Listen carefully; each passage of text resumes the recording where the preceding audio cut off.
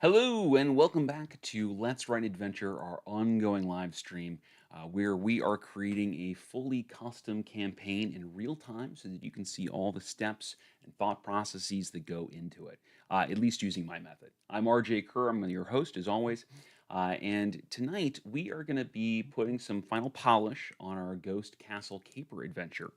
But first, if you are new to this, new to the stream here, let me give you a quick recap of what we're doing so that you can follow along. So we are, as I said, creating completely custom campaign, including a unique domain of dread, completely from scratch. We're not starting with any base material. We're not starting with a campaign setting or anything along those lines. We're doing it all. Uh, we have already done a fair amount of work on this, where we have already figured out how our characters come into this domain of dread through a portal that opens on the Blood Moon. We've talked about what kind of personal motivations would draw them through that portal. We have figured out where they land, a shanty town on the edge of an inland sea, and we're calling that town Darkport. And we realized that that inland sea is a big part of this domain of dread, that it used to be the basin of a thriving metropolis and now long flooded and in ruins. We've figured out that this domain of dread houses a great elemental evil that we're calling Ovander, and we're still fleshing out that entity. We've created our very first adventure where the characters are briefly kidnapped, or I should say, are kidnapped and then briefly enslaved, and they have to escape their captors. And in doing so, they discover the existence of a artifact, long lost. No one knows where it is, but that this artifact gives the wielder some power over the domain, and it becomes clear that this is their best opportunity for escaping the domain of dread with their lives. Uh, Now we're writing a part of the adventure where the characters are getting very proactive, right? Where they have some clues, they have some information, and we are getting out and about into the world, and they're looking for this artifact. And so to do that, we're using a node style structure where effectively we're creating these scenes, these moments, these mini adventures, in some cases, or throughout the world, that are connected by a series of clues that we have peppered out in each of these sorts of investigative scenes and in other places, and or in each of these nodes and in other places, and allowing the characters to find clues, to connect them, to follow them in any order and any sort of way that they want, giving the characters some excellent autonomy and a lot of agency, while still giving us some structure to write with. Now, we're in the process of building that out. We've done a number of a fair amount of brainstorming for that. We've already come up with one of our first adventures using the five-room structure. And now we are working on a heist style adventure where the characters have to break into this Sahuagin stronghold made from the remnants of dozen or more shipwrecks that have been built up around an archway, a natural stone arch out in the sea. And they're there looking for a ship's log that has clues as to the last known location of this artifact they're going for.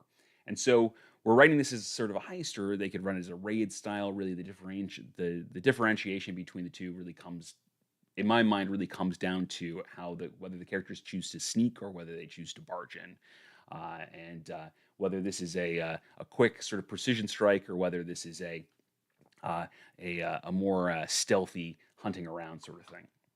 And so we've done a lot of work on this already. We're using a modified five-room dungeon for this, what I would call the five-scene dungeon, where effectively we're taking the five-room dungeon model and we're kind of expanding our ideology on that. We're moving beyond this idea that these are individual spaces and we're thinking them more as moments within the adventure. So, got my screen shared here. And so we have, start with our first room. That's our entry. In this case, it's a heist. So that's the heist planning. That's the part where the characters get to do a little investigation, come up with their plan, get some clues, get some information before they make their incursion into the stronghold. And so we've outlined the sorts of things that they might want to know and how they might go about getting that information with our best guess. Of course, they'll get creative and we'll have to riff on this. But it's just some toys to keep us as the DM kind of going so we can think a little more easily on our feet. We have worked on the room two, or scene two, which would be our setback. And so instead of it being a specific challenge like a puzzle room or a hefty trap or an encounter or something along those lines, we're thinking about what happens when things go sideways, when the characters get noticed, when the Sahuagin become alerted, when they're when how does this challenge the adventures of the Sahuagin are wandering around the stronghold? They might run into them, those sorts of things. And so we've come up with a series of sort of rough guidelines for ourselves about the activity level of various, Sahuagin patrols or action groups, as we're kind of calling them. Uh, and so we set them as to either active or alerted or raising the alarm. We've talked about what happens when the alarm gets raised. And then, of course, what happens if things go completely sideways and the characters get captured. The third room, or our third scene, our third room would be called our puzzle. Our third scene, I kind of think of more as a challenge than a puzzle, but you can still think of it as a puzzle. The idea here is that now the characters have got to find this logbook. They don't know where it is, but they've got to venture in, find the thing that they're looking for, and get out. And so we've created a number of locations for ourselves to give ourselves, again, some toys, to give ourselves something to build off of as dungeon masters as we run this adventure while our characters are exploring. We What we have not done is we have not put the encounters down in this section here. Instead, we've taken the encounters and we've put them up into this action groups table so that we can move them around and we can be a little more dynamic with them. We can have them wandering a little more easily through the stronghold, making it feel more alive and more vibrant as we go. The last two spaces, the last two rooms or scenes would be for our room would be our BBEG. For our, in this case though, for our scene, it's our climax. This is where things get tough, the final challenge that the characters have to overcome to succeed. And in this case, that's getting out with what they stole. And we want it to be a little harder than it was getting in. We want there to be an element of change to that. And so we came up with this idea that an envoy of a Slod-led faction arrives at the stronghold, and they too are looking for the logbook. And so now we have a moment where there's more people who have eyes on, and now another party's actively searching for this logbook as well, meaning the characters not only have to avoid being detected, they might have to do so after the alarm gets actively raised. And then last, the same in a 5-room dungeon as a 5-scene dungeon, is we have our reward. And that's our compensation for the players when they, or for the characters rather, when they achieve success. And in this case, it's the clues that they get out of this ship's log. Now, I will tell you, we've done plenty to run this. You could run this adventure just as is, as I've said before, but we have the opportunity to put some polish on this and to really kind of dig into the details here. And so that's what we're going to do today. Is we're going to keep putting in just a little bit of a detail into this and making it a really polished adventure before we move on to our next one. So last time we were working on some of these sea life hazard ideas that we came up. These hazards that could exist in this environment, as some of these spaces are underwater, some of them are flooded or half flooded, that sort of thing. And we wanted this to feel more like it was a living ocean around the stronghold. And so we came up with a whole bunch of these hazards, these little trap-like mechanisms that can appear in various rooms, and we're going to want to place those here shortly. But let's start real quick by seeing if there's anything that we've left out, because we've gone through and we've put a couple notes and details down in our various sections. For example, we've made little notes to ourselves, like the gatehouse should have razor barnacles on the portcullis, maybe some stinging algae, hazards that the characters might interact with there. We also talked about suspended nets, and that's more of a trap than a hazard, really, now that kind of what I think about it here. And last time I kind of delineated for you my thought process on it. What's the difference between a hazard and a trap? What's the difference between concealed and secret? And they're the same kind of thing for me.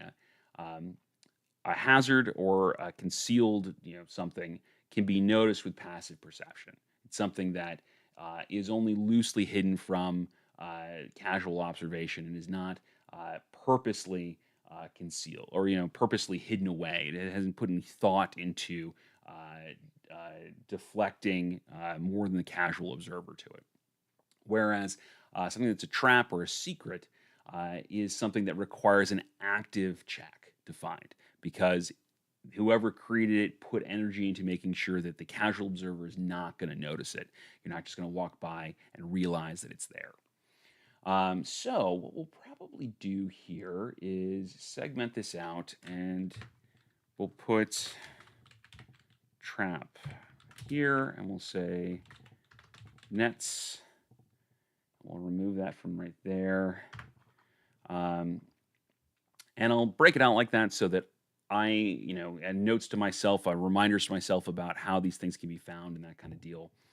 Um, and having both a hazard and a trap in a space can be kind of fun because it's a little bit of a misdirect sometimes. Because if the characters come in and they notice a hazard right away, they're more likely to assume that they have found the thing in this room that is dangerous to them. And that might keep them from looking for a trap, which means it might spring more likely. It's more likely to stumble into it. And so we're reminding them early on to be careful and to look for more than one threat. Looks like we've already got a comment in the chat. Fantastic. I love when you guys interact in here. So let's see what we've got. So Ben Elder says, could the ships that make up the castle be joined together by magic coral that's been encouraged to grow together? Maybe if a player damages a coral key point, it could trigger a cave-in. That's an interesting idea.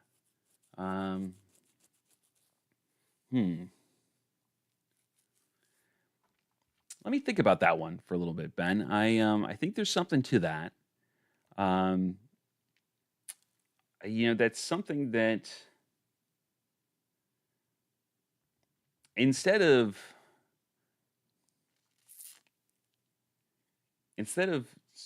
creating. All right, let me say that that's something that we're probably going to have to figure out on our map when we make it. Because if we're going to come up with structural points, we want to make sure that they're marked specifically. We're going to want to think about how the whole place actually goes together and how these rooms fit together.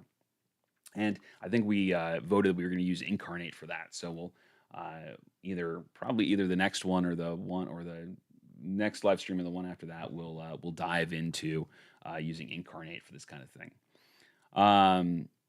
But more than triggering a cave-in, although I love the idea of cave-ins, I'm thinking maybe what if we had the same sort of coral concept here, where those are joints between spaces, and they might, if and a savvy character might be able to break through to get access to an adjoining room, not using the regular doorway. So if they need to make a mad dash and escape out of there, they get trapped in a room, they might be able to kind of chisel their way out real quickly through one of these segments of coral. And create a squeezable gap that they can kind of get through and get to this new area, keeping them from being truly boxed in, but allowing us to have sort of these moments if they get detected and they're kind of being chased, that we can have this feeling of they've been kind of trapped in a dead end and now they got to figure out what to do about it. Let's see here. Jonathan Ross says Barbar improvised doors.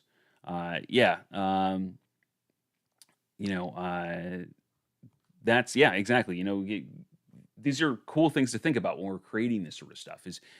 Is what sorts of cool things can we put in there for our characters to interact with? Because they're going to come up with all kinds of crazy ways to handle a situation, stuff that we will never have thought of. But having that cool thing in there means we're more likely to get cool stuff out of our players. Ben Elder says, or maybe instead of a cave-in, could block access, requiring more work to clear it. Yeah, potentially. I love the idea of cave-ins for adventures. I'm just trying to figure out if they'll fit into this particular one, or if we want to save it for one of the others. Cave-ins, I think, are a lot of fun. You don't get them very often. You get them. It's usually like, you got the final gem, and now you've got to escape the cave-in. Kind of methodology for a dungeon, but is, I think, a really cool idea.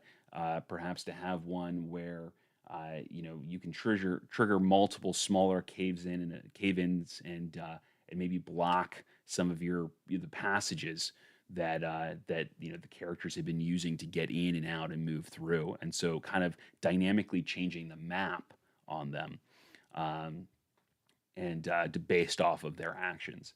I think that's a really cool idea that you got there, Ben. Um, yeah, let's chew on that for a little bit. Let's figure out where we're gonna put that. Um, Before I forget, let's make another note in our comments here. Let's say dynamic cave ins. Cool. All right. So, where was I? Oh, yeah. So, hazard traps.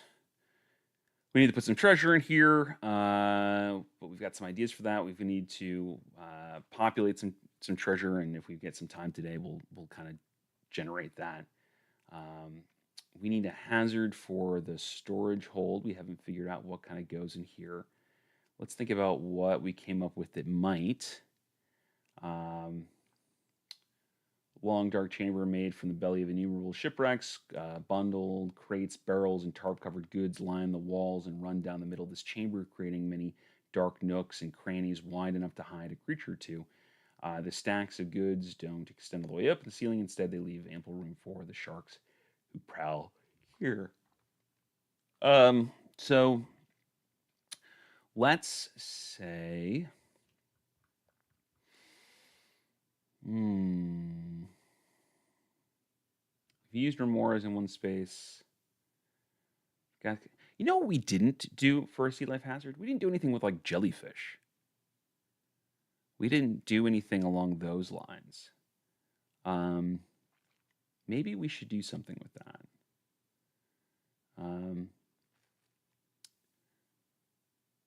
Yeah.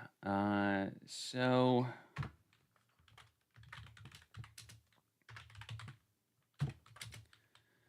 let's think about that, because I kind of like the idea of. So I try to envision how a room is going to run when I'm creating that space there. I try to think about how I'm going to narrate it and what sort of scene I foresee taking place there, knowing of course that I'm going to have to throw that out because the characters are going to do something different, but giving myself an idea of the vibe. And so what I'm thinking about that storage space there is we've got sharks that are patrolling that space as guards. And we've got the characters theoretically kind of slinking through this, trying to avoid the sharks. And then we can have sort of these floating hazards that just kind of come out of out of the spaces in between all of the storage, all the crates and the barrels and all that kind of stuff. And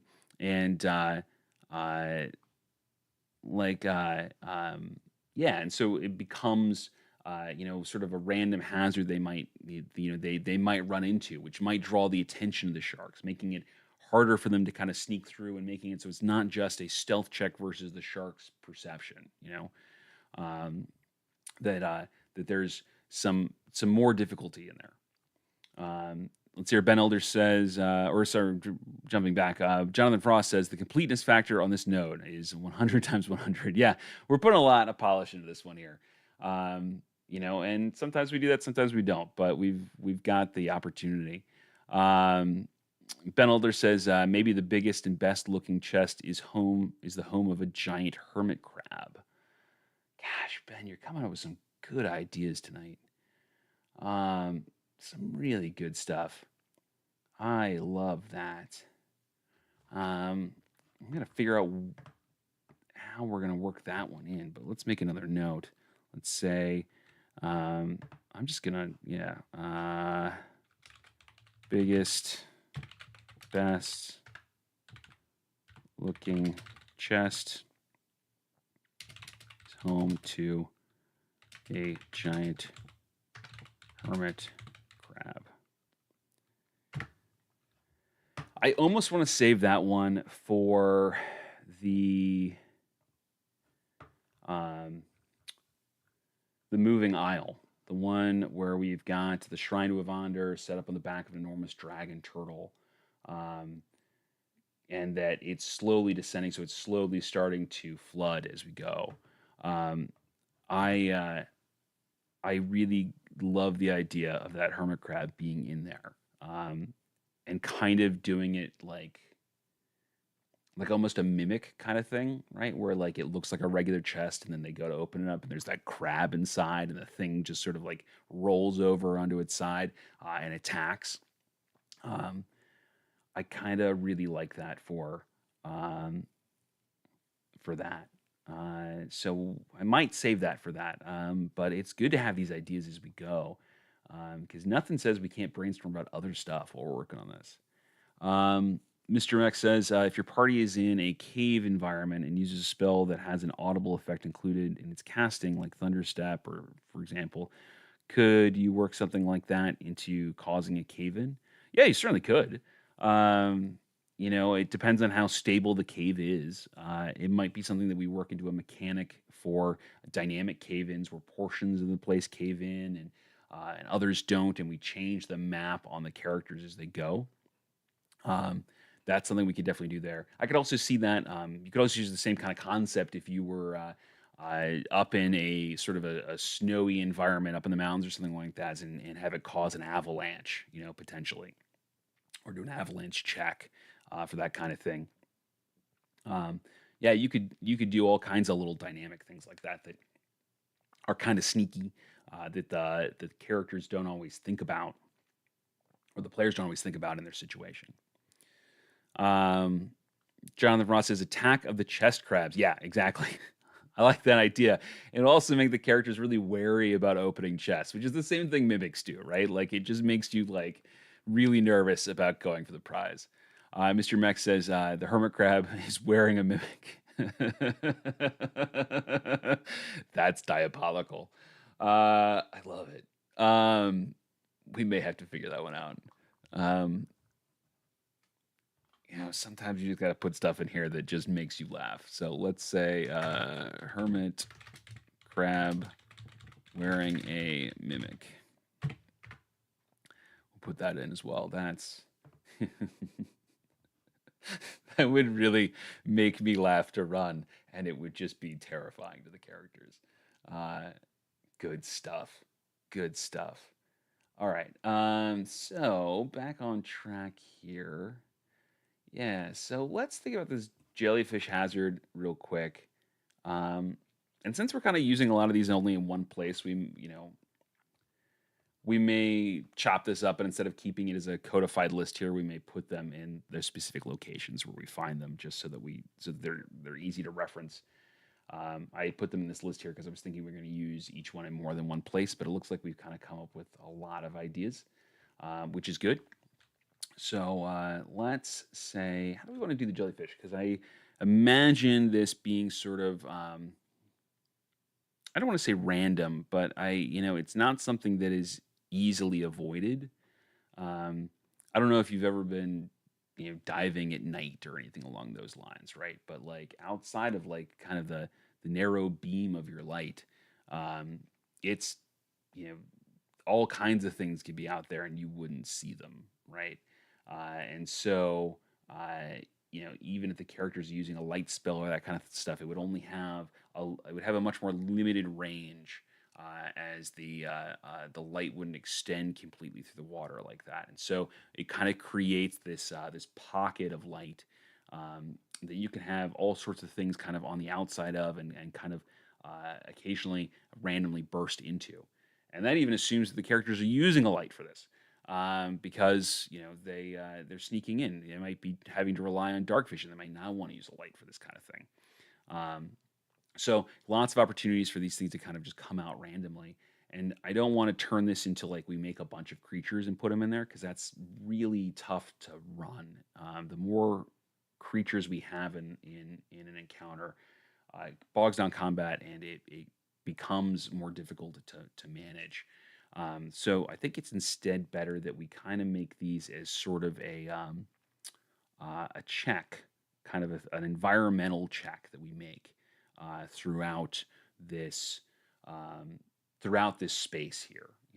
Where we have maybe we roll at the end of every. We do it maybe like a chase kind of mechanic where we roll at the end of each person's turn or we roll, in every dungeon turn or something along those lines, and on a certain roll, one of these jellyfish appears, and somebody's got to make a saving throw to avoid getting stung or something along those lines.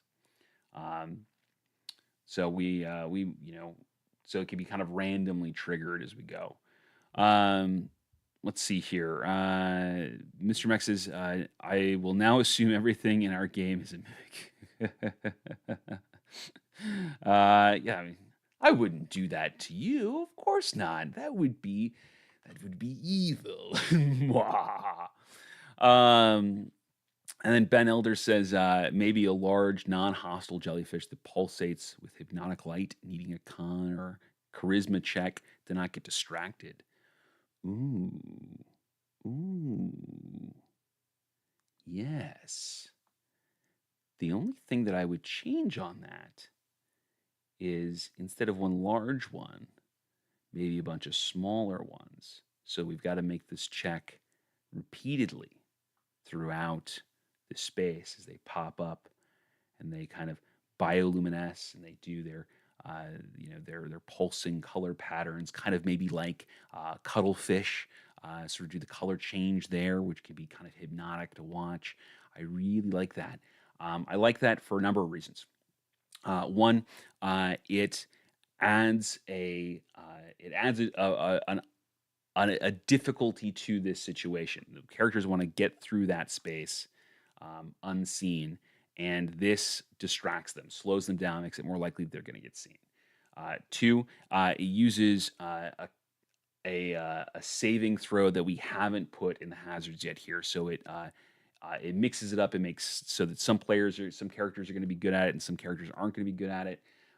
And by having kind of a good spread of those, we don't end up in a situation where one character is just is waltzing through this adventure while other characters are struggling. Now we've created a situation where everybody has some difficulty. Uh, and three, it gets away from just a damage mechanic, right?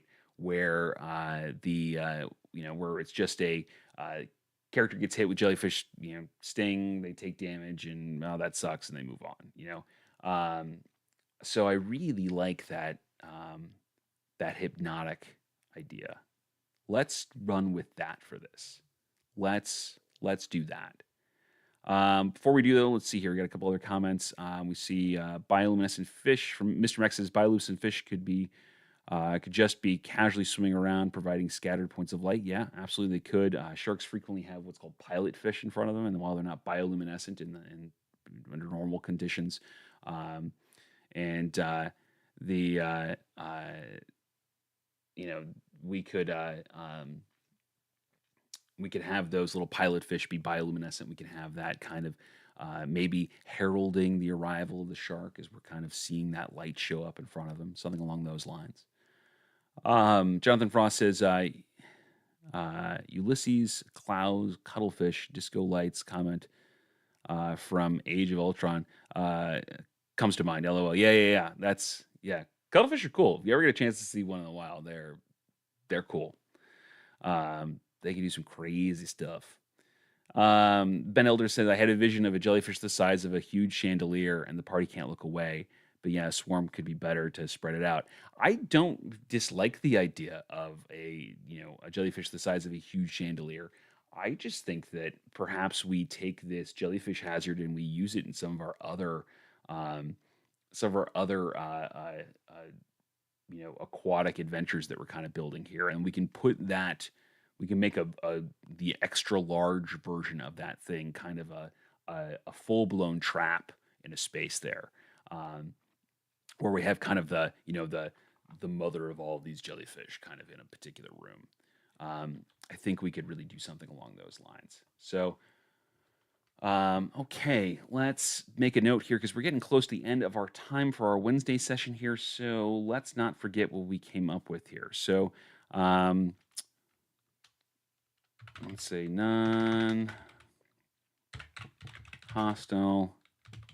jellyfish that pulse with hypnotic lights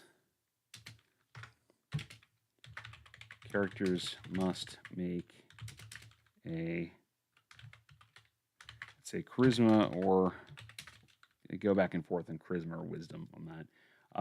Save to avoid becoming entranced. We'll figure out what the mechanic is on that. We may steal from the spell Hypnotic Pattern for that kind of deal. And arguments could be made for either a charisma or a wisdom check. Wisdom would be kind of, pulling yourself back into reality from the space, not being, distracted by the illusion of it. Whereas charisma is typically more about like the strength of your personality. It's like a save to not be dominated by something. And so we really could go either way on this. But we might steal from Hypnotic Pattern to make this that particular hazard here. And I really like it. I like the idea of the giant chandelier one. Let's make another note on that. Hypnotic jellyfish size of a chandelier.